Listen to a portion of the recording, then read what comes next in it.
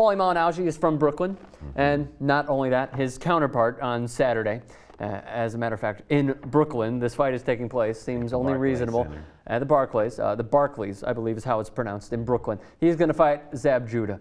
Why exactly, my question to you is, why are they fighting? What exactly, not necessarily do they have to prove, but they have so much respect for each other. Why fight each other? I mean, just in the twilight of their career, they're obviously still looking to make a living. And they have a fire burning inside of them for the sport of boxing. It makes sense that two Brooklynites would come together, pack the house in Brooklyn. You know, it's a huge financial gain for both men. It makes a lot of sense for them to have the fight in Brooklyn. And, you know, they're both future Hall of Fame fighters. Let's start with Malignaggi. He's 33 years old. A lot of people like to say that he has glass hands. I mean, I guess that could certainly be done. 7 knockouts in his entire career. It seems amazing for 35 wins to have 7 knockouts. However, his last fight against Adrien Broner was awesome. Yeah. Out of anything, he showed that he's still got it. He can outbox a guy. But the question is, can he outbox a guy who is also a fantastic boxer but has more power than he does? He put up a good fight against Adrien Broner, who I think, you know, is obviously going to give him a tougher fight than a Zab Judah, in my personal opinion. Both men are coming into the fight with something to prove, but I think that... Not to interrupt, what? What do they have to prove? Yeah. Just that they still have it. Who's going to be the king of Brooklyn? You know, this means something. And I mean, like I told you before, boxing is a very mental sport overall. And so when you're coming into the fight knowing that somebody is trying to, you know, it's not necessarily about championship, and it's not about who's making the most money. It's not about, you know, what they've done in the past. It's about, this is my home, you know, and who's the king of Brooklyn.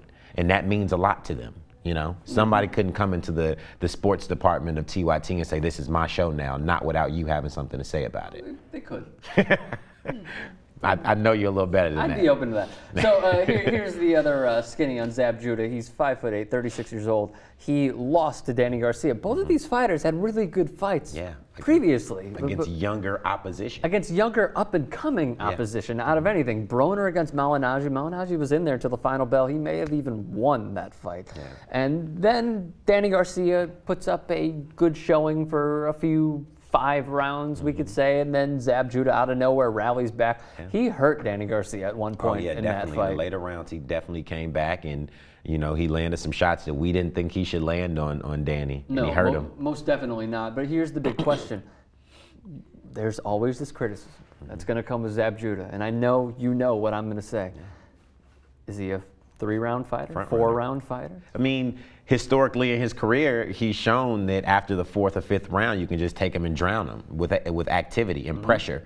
But Danny Garcia tried to do that, and the roles kind of reversed on him. So, I mean, is Zab trying to reinvent himself in his later years? I mean, I feel like he knows what his criticisms are, and so he's attacking them head on, and he's trying to show people, I'm not a front runner. I'm the old Zab Judah. I can go in here and I can compete with anybody. Tell me what you think about this, Britton.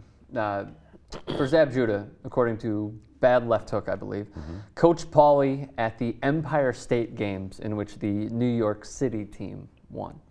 Pretty interesting little nugget, don't you think?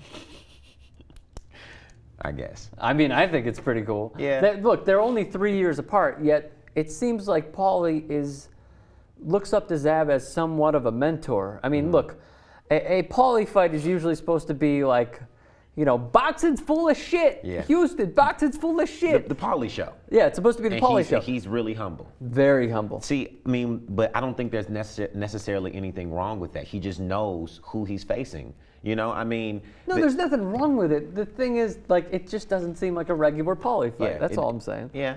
I mean, I don't take anything from that. I don't think that he is going to not be anything different in the ring. You know, we even seen who's the biggest trash talker in the sport? Floyd. We've seen Floyd go into press conferences and just completely chill, you know, and that doesn't mean he's not going to perform come time to perform. There's a guy named Amir Khan who fought both of these men. And stopped them both. He gave his prediction on this fight. Yeah. He picked Paulie Malignaggi to beat Zab Judah. You agree or disagree? I agree. I think that Paulie has a little bit more heart than Zab. Now, Zab is known for having heart, but You know, you just see. But in that con fight. Yeah, in that con fight, he showed you a little wrinkle. This like, what was that? Like you maybe know? he didn't want. Like maybe he just wanted out of that fight, and he knew that that was the way to get out. And also, we've seen him buckle under pressure and do things illegal that may sabotage, you know, either sabotage the fight for him and get him out of the fight, or just get him that little bit of advantage that he needs to overcome his opponent. Now, Paulie's been in there with some of the biggest punchers. He's been in there with a prime Ricky Hatton. He's been in there with a prime Miguel Cotto, and never quit. You've seen him hit hard. You've seen him beat up. You never quit.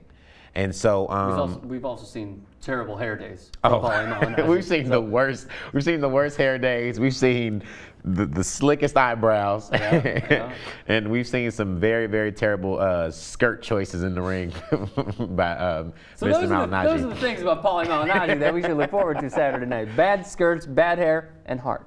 So that's what it seems like. And slick eyebrows. Not Don't always. forget about those manicured eyebrows. Not always. So you're picking Paulie Malignaggi. I'm picking Paulie to beat him. 12-round decision. He's going to outbox him. You know, I think that I don't think there's going to be a stoppage. I don't think anyone's going to get too badly hurt.